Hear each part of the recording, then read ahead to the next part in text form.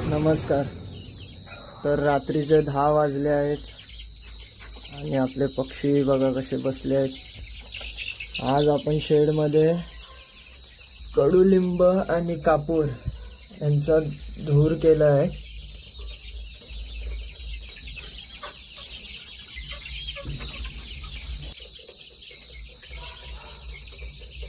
कडुलिंबामुळे शेडवर काही जंतू असतील तर ते संपूर्ण मरून जातील आणि कोंबड्यांच्या अंगावर काय पिसवा असतात ते पण कमी होतील.